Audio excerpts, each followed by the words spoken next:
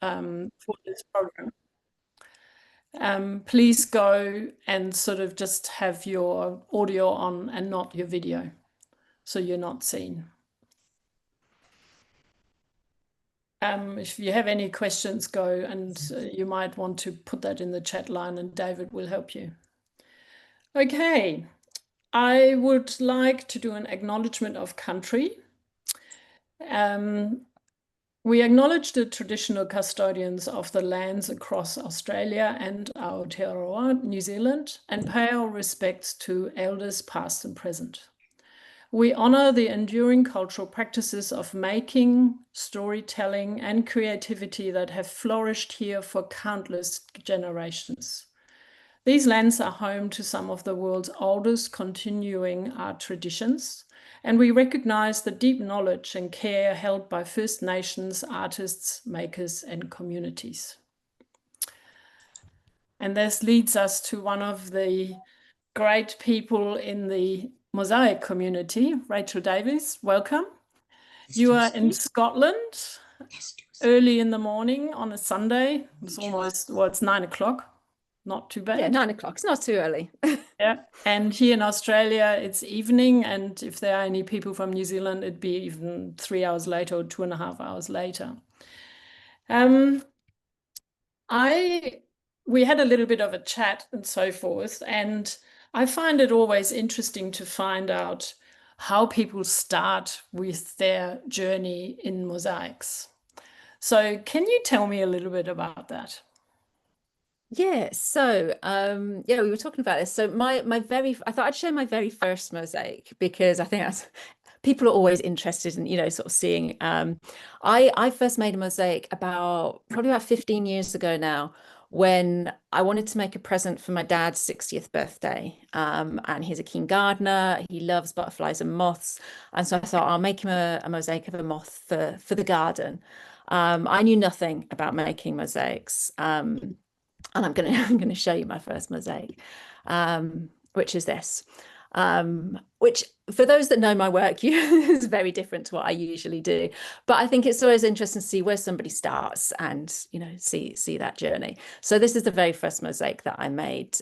It's glass. You can see the screws through it. There's lots of things, it's white grout, which I wouldn't use now. Lots of things that I would change about that, knowing what I know now about mosaics. But that was my very first mosaic, say about 15 years ago. And then I didn't touch mosaics for quite some time, and I was working. I was a clinical psychologist for a number of years, and then as a family, we moved to America for a few years with my husband's work. And it was while I was over there, I went to an exhibition, and I'm just going to take this moth down for a minute. We went to an exhibition of mosaics, and that's where my kind of eyes were open to what mosaic could be.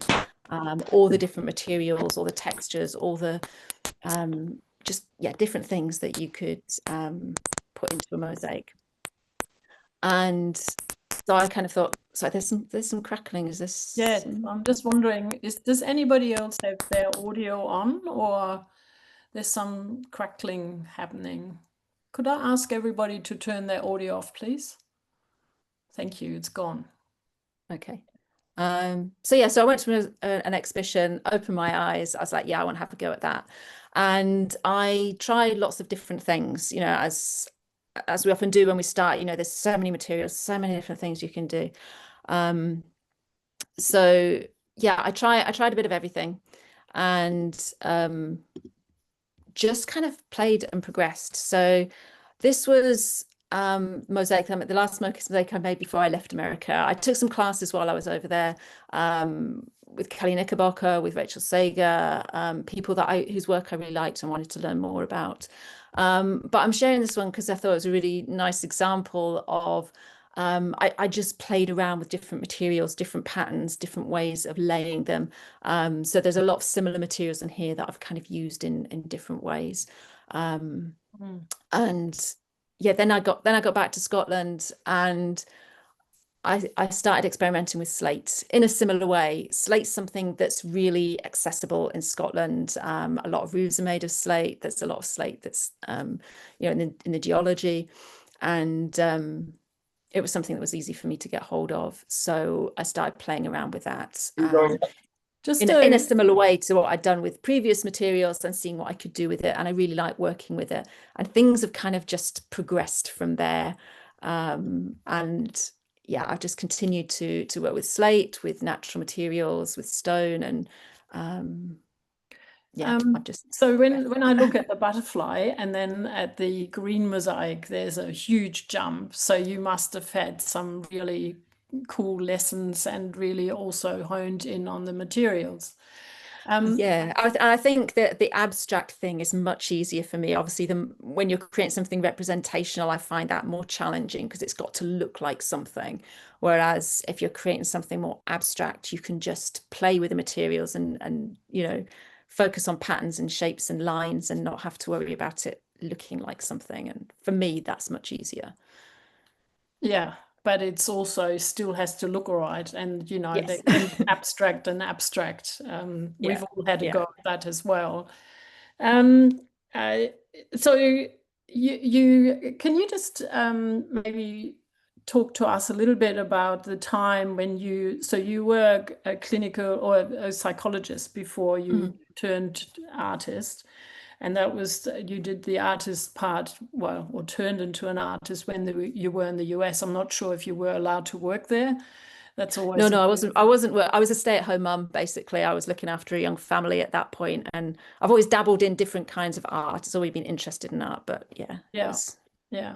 So how did you, I'm just sort of going on a bit of a tangent here. How did you find that to sort of developing your artist knowledge and skills and so forth and being a mum at the same time? Because I've been in that. And for me, the mum for a long time almost always won. Also because Yeah, my I mean, I husband think to a degree it traveled. always does, doesn't it? Yeah. If you're a Yeah. mum, the kids in the family always come first. But it's always a juggling act, and it still is a juggling act. I mean, I've got three teenagers, two have left home. I've got one left at home, and there always is a juggling act of, what what what the kids need versus what you want to do.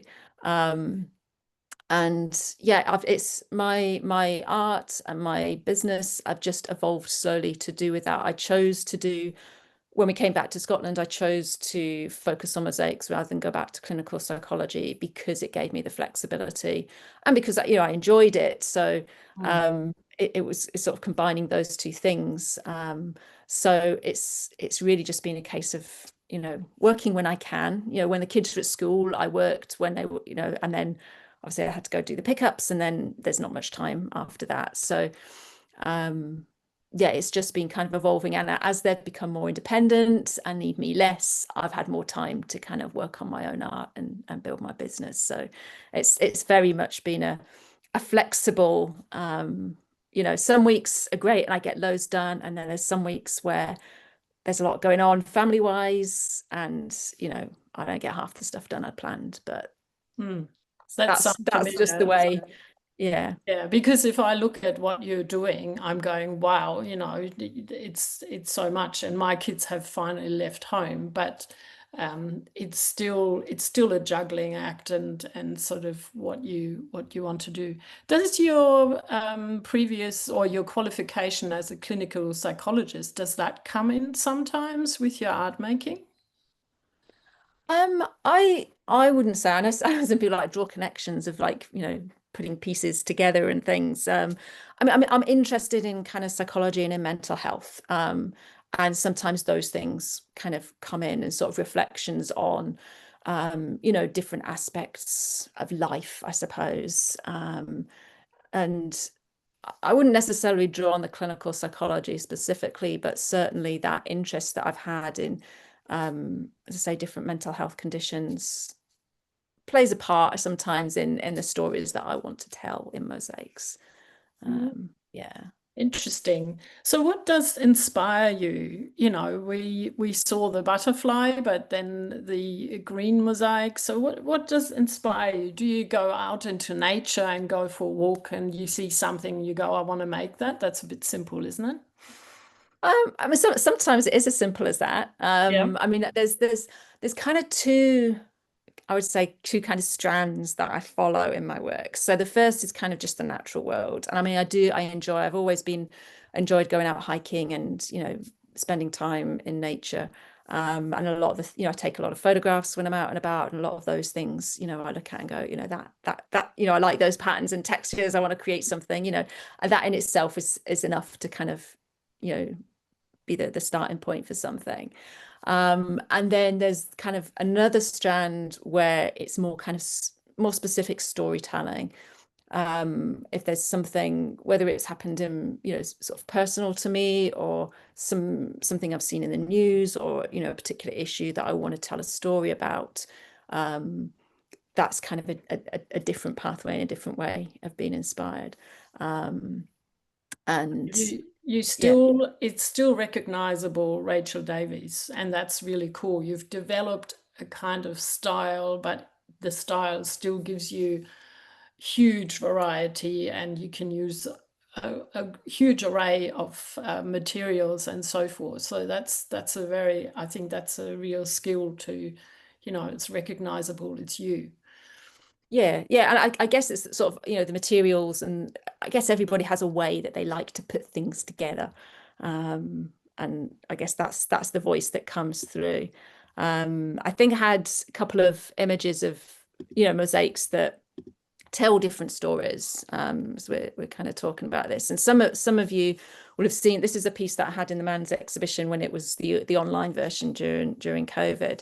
But in terms of sort of telling stories, this one was a story about my daughter who was bullied at high school. And at the time, it made, obviously as a parent, that makes you very angry, very emotional. I wanted to kind of express in some way how that the impact of the bullying, because a lot of it, it's just drip drip drip, unkind words and things. And so this was an example of sort of thinking through what materials I wanted to use, how those materials could tell the story, sort of the andamenta of the piece and how that could contribute to the story. So we've got kind of little bits that kind of build up to kind of a heavier, bigger bits to kind of show that weight. And using sort of the gold and the smalty, those precious materials in mosaic, to kind of show, sort of my daughter at the bottom, kind of, there's being weighed down by that, but still kind of bright and shiny and important. And all these are kind of scrap materials, because sort of waste, there's kind of leftover tile adhesive and stuff that I got out of skip and things that don't have as much value. So that was one example of telling a story, something that came from an experience, rather than, as I say, that kind of nature side of things as well. And that's very strong. Yes. Have you got one? And yeah, there's a couple more that I'm going to talk briefly a bit about these, because I'm also going to talk a little bit about some of these at the symposium as well. But again, this one came from storytelling, because I had COVID, and I was really unwell when I had COVID, affecting my energy levels for a long time, for a good couple of years before I could do very much. So this was kind of like based on tree rings, so it's kind of got that nature component to it. But it was the colors, the sort of the dark was the energy and the tiredness. And then I wanted to include sort of the orange as a very kind of vibrant, energetic color. So it's kind of telling a story of, having energy and then being, really tired, and then gradually kind of adding a bit more energy in, but these bits that go across, sort of these dark lines, that the fatigue is always there. If I overdo things, then I just get really tired again. So on one level, it's just kind of a visually, a nice piece. But in terms of what the story that I wanted to tell is just thinking about the materials. I love the glass that I used in this one. It was a layered glass, which I felt kind of worked really nicely, because you could sort of chip away at it and have the orange, but underneath there was sort of the dark as well. So, again, it was just sort of finding materials that worked. Yeah. And that's very strong. And yeah, I've got somebody in my family who has sort of COVID experience and had it for a long time. And this really shows it, and then you have the bright energy and boom, you're back. Yeah, you go, yay, I've got some energy, I'll do some stuff. And then Yeah. I think, I think I might have done too much and now I Are you need to okay rest. now? Are you Broadly, yeah. I just have to be careful. And I know that if I do a lot of stuff that I will have to take a couple of days to rest and not do anything. Um, but I'm so much better than I was before. And I just yeah, as long as I kind of keep a check on what I'm doing and know that if I have a busy few days, then I've got a couple of rest days scheduled after that, then Yeah. then I can manage things pretty well. Yes. I mean, yeah. Do you want to talk And about this one very shortly, oh, briefly? so very briefly, again, I just put this one in just because we were talking about, where inspiration comes from, and we were talking about family. And again, this one is, I'm going to talk a little bit more about the symposium, but we were talking about kind of materials and, sort of thinking about what materials to put in different mosaics. This one is about, again, my family. As I said before, I've got two that have left home, one that's almost ready to leave home, leaving the nest. So this was like a nest inspired. So it's still kind of got that nature theme to it, but sort of using that as a way of sort of telling a story about basically raising a family. So I've kind of got the cozy nest in the middle with, I've lined my nest with some bits of muslin, some material to kind of make it softer and use more muted tones in the middle. And then, the lines sort of spread out, go wandering off on their own adventures, and become brighter as people grow in confidence and go off on adventures. And yeah, that's kind of my nest. Yeah, you can almost see the three colors of your three children, Yeah, yellow, originally I was going to try and use 5 colors. So I orange. did have one for each of the kids and then one for me and my husband as well. But it just got too complicated. So I kind of stuck to kind of the orange, red, yellow for the kids and added in just other, things that fitted. Beautiful. Yes. But, Yeah, I'll yeah. be excited to hear more at the symposium about this. This is a very interesting and beautiful piece. So, Thank you. you did, I'm not sure if this is sort of out of the flow, but in February 2024, you set yourself the 100-day project.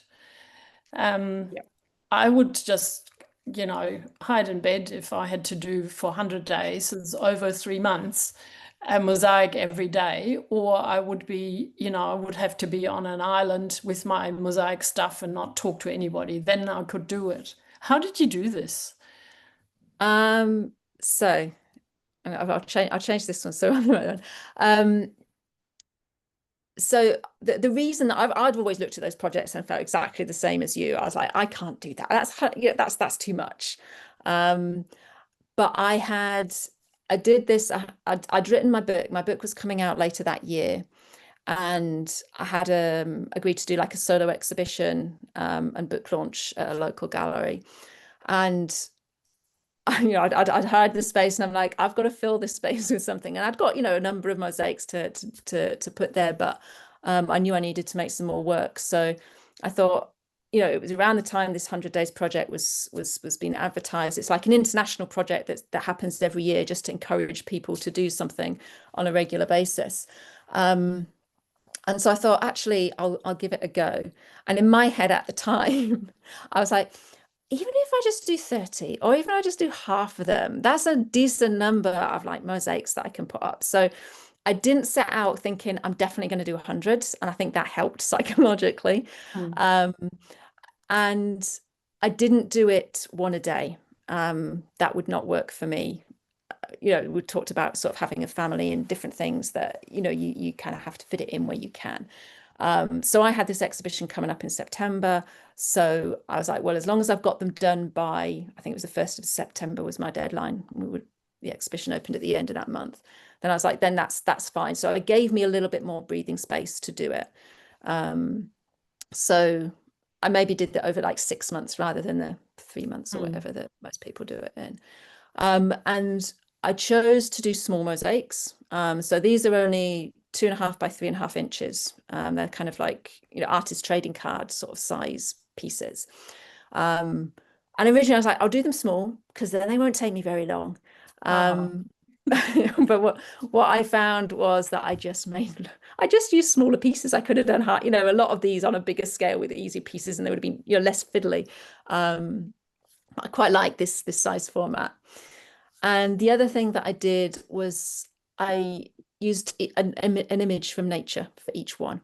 So to give me that inspiration, to help me, is like, how do you come up with like so many designs? And I was like, each one has got a starting image so that I can look at that and go, right, what can I make based on that?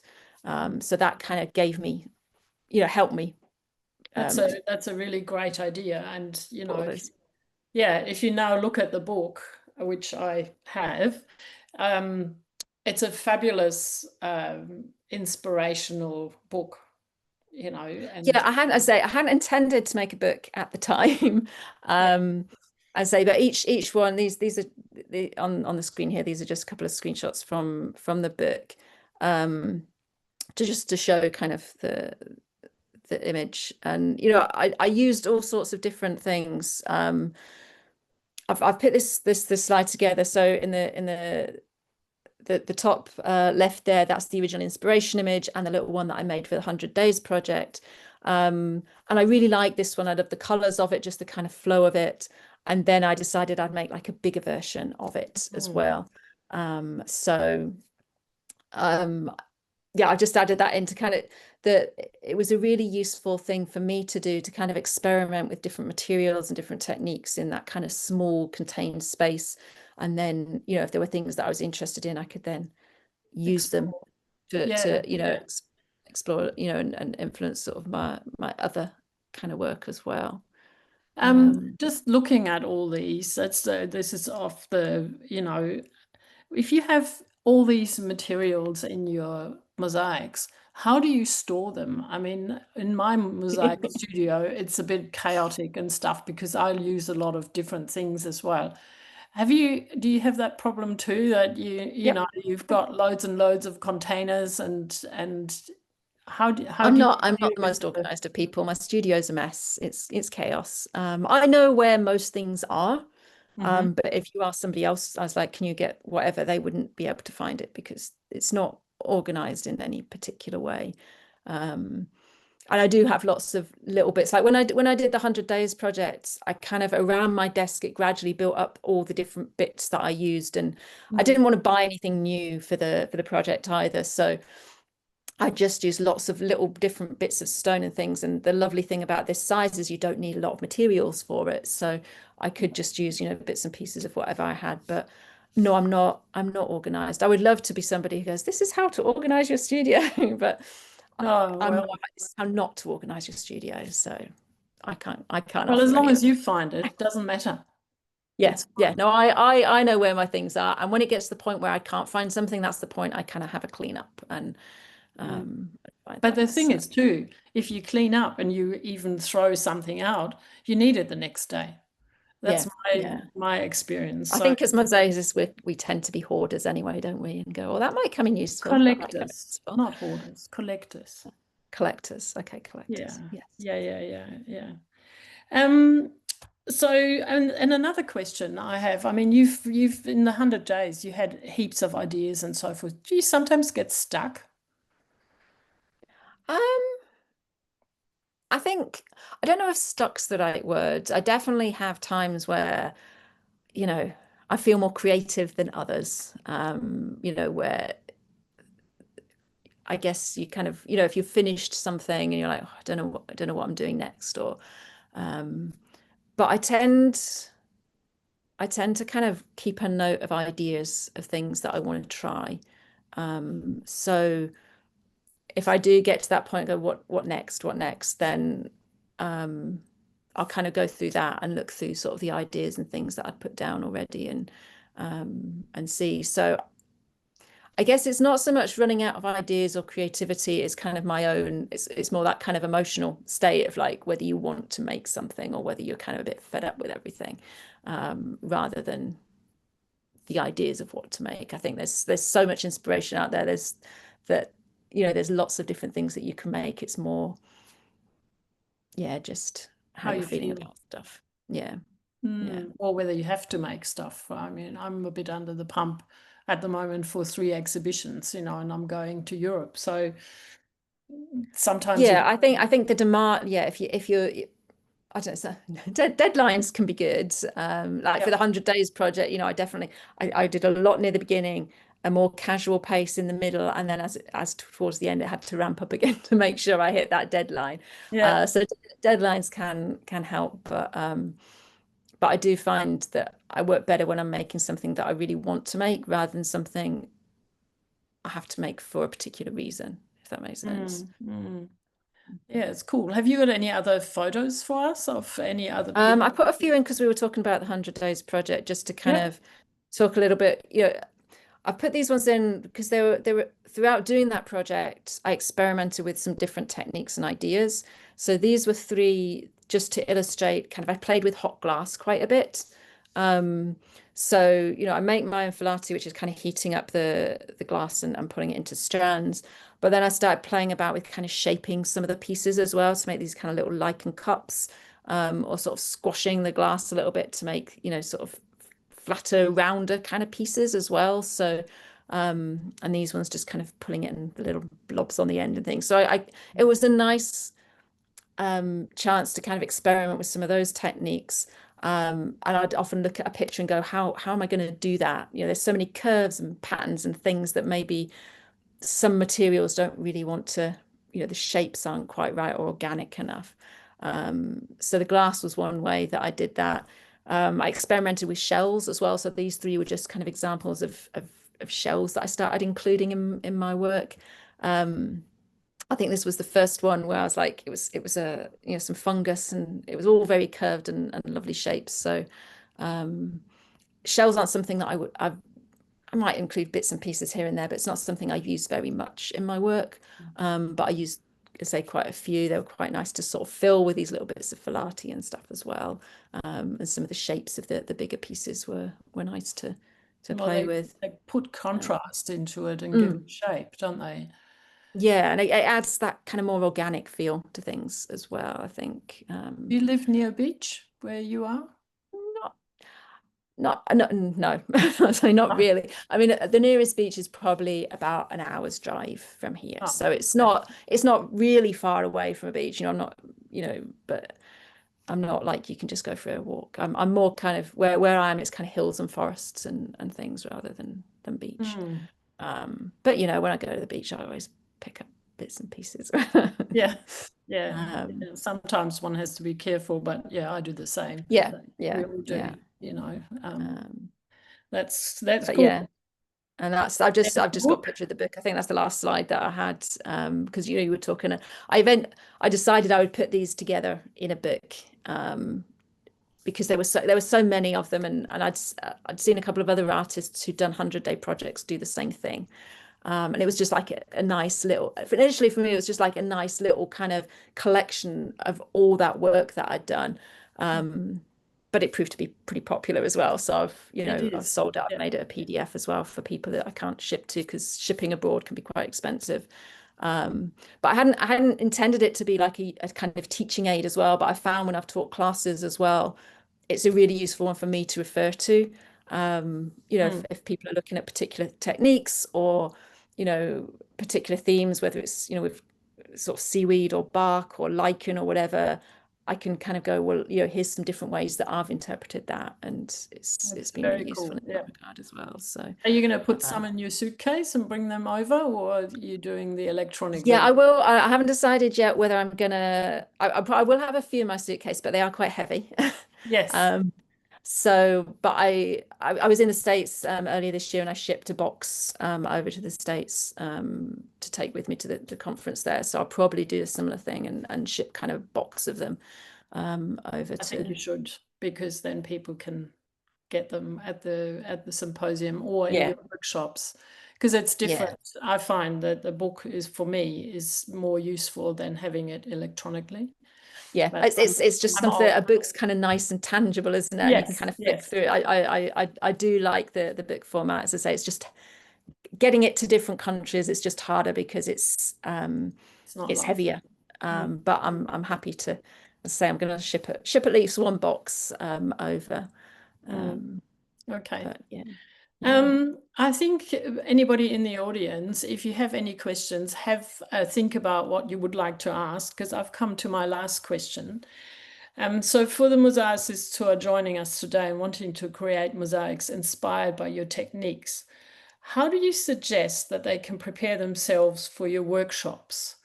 What should they observe, photograph, collect, or bring if they are so ready to got a spot, have got a spot? So the workshops that I'm teaching in Australia are all kind of mosaics inspired by nature. And we're in the different formats, because some of the single day and some we've got kind of on the tour, we've got a couple of days. We're looking at how to start with an inspiration image and develop those designs. So just when if people are out and about, just kind of looking, sort of really looking at the different things around them. Obviously the nature in Australia is very different to the nature in Scotland. I'm really excited to come and explore some of that. But taking photographs, not just of like from a distance, but kind of zooming right in on the details of things, I think is really useful. When I'm out, I often take really close-ups and then take sort of a longer view as well, just to give the context. But a lot of smartphones these days have really good kind of lenses for taking close-ups, and it's always useful to have kind of different images for inspiration. I think in terms of materials, we provide a lot of all the materials in the workshops, but if people want to bring stuff with them, if they've got particular, it's always interesting to see what people are attracted to, what people like to use. People are welcome to bring along, whether it's stones, whether it's beads, or interesting bits and pieces that they want to incorporate into a mosaic. People are always welcome to bring those along as well. But I would say that the best form of preparation is really just to kind of to observe and look around and think about what inspires them and what things they're attracted to. Yeah, and I think we might have a little, South Australia is one of the places in Australia with loads of different marbles and granites. And I'm sitting on a huge lump of white marble here in Anguston, and I'm going to bring quite a variety of stones just for you to have a play. And then, and the slate about as that. well. Yeah. And I think, again, you're sort of talking about sort of the workshops and teaching, I'm very much kind of, I encourage people to just to have a play, as you're saying, and try different things out and see how the different materials work, how you can set them, what they can do, because there's always, whatever material that you've got, you can always do different things with it. You can cut it in different ways, you can set it in different ways, you can combine it with something else and it will appear different. So we'll be exploring and playing with the different materials that are available kind of locally, wherever the workshop is. And I coach people to do that in general, not just the ones that are coming to my workshop. Is just to kind of explore the materials that you have, because again, I'm very firmly believe that we should be using the materials that we have access to. There's no point in me sending a whole load of slate or a whole load of my materials over to Australia because you use them once and then that's it. Where do you go next? Whereas if we have our own. Yeah. But yeah, if you use the things that are local to you and learn how to make the most of those things, I think that's that'd be fun. I'm looking forward to it. I'm looking forward to it too. Yeah. I was wondering, are there any questions? I had a look in the chat line. I can't see anything. No, I don't think I see anything in the chat.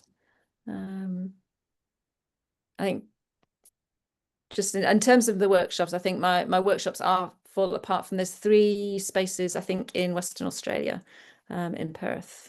We've got 3, and that's kind of it's my first one. It's a slightly smaller class. I think that would be a really nice one to come along to if anybody wants to come and join in that one. There's three spaces. Well, you'd be just coming from Europe too, so it'd be probably nice to start a little bit gentle and then come to South Australia, and then you're going to New South Wales after that? Yes. Yeah. So yeah, doing three 2-day workshops before the symposium, and then 2 one-day workshops at the symposium as well. So it's a big load. So yeah. Good. Yeah. Well, I think we're going to, is there anything else, Rachel, that you would like to tell people? I think we've talked about a lot about your way into mosaics, into your style, what materials you use, how you work. Do you, when you travel, do you take some cutters? It depends where I'm going and what I'm doing. So, I mean, generally, if I go on holiday anywhere, I don't tend to take any mosaic materials with me. I don't tend to do a lot of art actually when I travel. I always I always take a sketchbook with me. I always take some art supplies with me. But I often find that when I'm on holiday, I'm there to relax, and I often don't. I always take photographs when I'm out, and in a way, they're kind of like my sketchbook that I refer back to. We joke that my sketchbook just comes on holiday too, and it sits in my suitcase and then it comes back again. But with the cameras now, it's so easy, you know. I use the camera, and I do find, I mean, I think there's a difference between, obviously there's a difference between taking photographs and creating sketches, because when you're sketching, you're already translating what you see into something more simple. It's almost like that first step. So, you know, when I look at a photograph, I then translate that into something more simple that I can then translate into mosaic. So sketching is often like, you know, that a step towards getting to the mosaic. But I certainly don't take any mosaic tools and things with me unless I'm going somewhere for a specific purpose. So I went to the States recently to a conference there, and I took one pair of nippers and my tweezers with me, because they're kind of my two. I've got one pair of favorite nippers, and I like my tweezers, so I took those 2 things with me. But anything else, I don't when I travel. There's a question from Sonia Harris. So she's saying, hang on, I just have to find it again. At the symposium, will you have a set tasks for us, or will we bring our own photo to use? So I will, that's the single days, isn't it, the symposium? So I will provide some photographs for that. You can bring your own photographs to use. We will only have the day to do it, so we'll be working on a kind of shorter time than the 2-day one. But we will be going through the process of having an image, developing a design. We'll have, I'm just trying to think. I can't remember what we said. I think I would encourage you to bring your own photos to use. Whether or not we use them for the mosaic that you make, we'll see at the time, because some of them might be easily adapted. Some of them you might struggle a bit more, or might not be appropriate for the time that we've got, or you might need more support than the time that we've got. So, you know, there will be a time in those one-day workshops where you'll spend a bit of time kind of developing designs from an image. So, you know, whether you use my images or whether you bring your own photograph, you know, we can look at both of those options, I think. But again, the caution I have about people bringing their own images is making sure we've got the right materials as well. So we'll have a certain amount of materials and colors of materials. So if you bring something that's got lots of one particular color in, and you really set on using that color, but we don't have lots of that in our material supply, you might need to adapt. But again, I'll also be talking about, you know, what your inspiration image is always a starting point. And, sometimes the mosaic that you make based on an inspiration image can be very different. It can be different in colors, as well as, you can focus in on one very small part of that image to develop a design. So yeah, there's a lot of different things that you can do with an image. I kind of feel I've waffled quite a lot to answer that question, but do feel free to bring your own photographs, and we'll see what we can do with them, basically. I think for me in the workshop is also that to learn how to convert the photo, whether it's yours or mine or whatever, into the way from the photo into the design, do the sketch, into the materials. I think that link, it doesn't matter, you can probably photograph my desk or something, but it's that process. And that would Yes. be whether you supply a photo or somebody brings it. It's that process. That's the process is the important bit, and not what Yeah. kind of photo you work for. That's for me anyway. Yeah. Yeah. So Yeah. a technical question. Somebody asked about tweezers. What's your favorite tweezer? I like the ones with the bent nose. I know a lot of people don't. Some people, I've got some on my desk, some on my desk. I like these Yep. ones. I've used them for so long that that's what I'm comfortable with now. I know some people like the straight ones, but yeah, I like the ones that are bent, and I can add them in I think other it's pieces. also what you're used to, what you like using. I've got a couple of different ones I really like using. I think it's the same with a lot of even palette knives as well. I mean, I had one palette knife that I used probably for about 8 or 9 years, because I really, it was just right. And it's only in the last kind of probably couple of years I've bought some other palette knives and started using, different ones for different things. But I'm very, once you start using one particular tool, again, sort of with nippers, there's one pair of nippers that I really like using. So You I think just with any said, tool. do you make a difference between some nippers for cutting stone and cutting glass? I do. Um, Technically, yes. I've got a pair that are definitely for slate. Slate will dull the blades faster, so there's definitely ones that I have. That's my favorite pair of nippers. That they're well worn. I use them for stone, but if I'm working and I'm working with slate and glass at the same time, sometimes I will just use those dollar nippers on the glass. They will more or less work. They don't cut as nicely as the glass nippers, which are sharper. But most of the time they'll do the job. And if the glass isn't cutting quite how I want, I will switch nippers to the ones that are sharper and, meant for glass.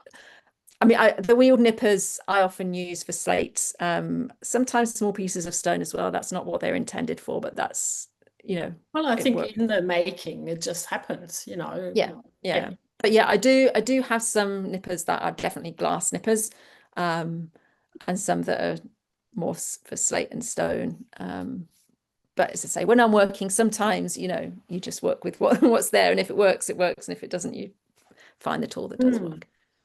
There's another question come up, and I think this might be the last one because we've almost talked for 45 minutes now. Do you pre-plan or pre-cut before you create so the pieces fit? Or does sometime otherwise the bed of adhesive will dry? Okay, so I guess there's two questions there. One about kind of how long the adhesive will last, because it sounds like, otherwise the bed of adhesive will dry. I use an adhesive that's got like an extended pot life with like a slow setting adhesive, and I only put the adhesive down where I'm working. So you've only always got like a little bit of adhesive that you're working with on your board, so it stays fresh. So that's less of a concern. About, I know some students panic about the adhesive drying and things. But as long as you just use a small amount where you're working and you regularly stir your pot of adhesive, then that's less of an issue. I have, in terms of planning, I do kind of a rough dry lay. So that's not intended to make sure all the bits are cut to shape and to size exactly. That's more for me to make sure that the design's going to work, that the materials, the different combinations are going to work, that I tend to, in my class, I will encourage people to kind of do rough sketches, but actually I tend to sketch with my materials, and we'll sketch with materials as well in class, but different things work for different people. But so I do a rough dry lay. I kind of put things down to see how they will look and how they might fit. I'll pre-cut some stuff. So, maybe if I'm working with lots of bits of filati, I'll cut lots of, them up into lots of little pieces. I'll have maybe some slate that's roughly the right kind of size. But I will kind of cut bits as I go as well. I'll cut things to shape or to size that will fit how I'm working with. The thing is, if you try and pre-plan and pre-cut and get everything to sit just so on a board, then it's a waste of time, because then you're making a mosaic and then you have to take it to pieces and put it together again. So you're effectively doing it twice. But also, once you put the adhesive in, that adds extra volume, and pieces will sit differently and take up different space on the board. So you have to adjust things anyway. So yeah, I will have a rough plan. I will have some bits kind of pre-cut roughly to size, but also I will kind of cut as I go along or shape things as I go along. And the adhesive isn't an issue, because you just put bits down as you go. Yes. Yeah. And you give it another stir. Good. Yeah. Are there any more questions? No, not at the moment. People, if you have any more questions, write them down and ask Rachel at the symposium or in the workshop, or flick her an email. Yep. So, yes, I've learned lots in this. Thank you very much.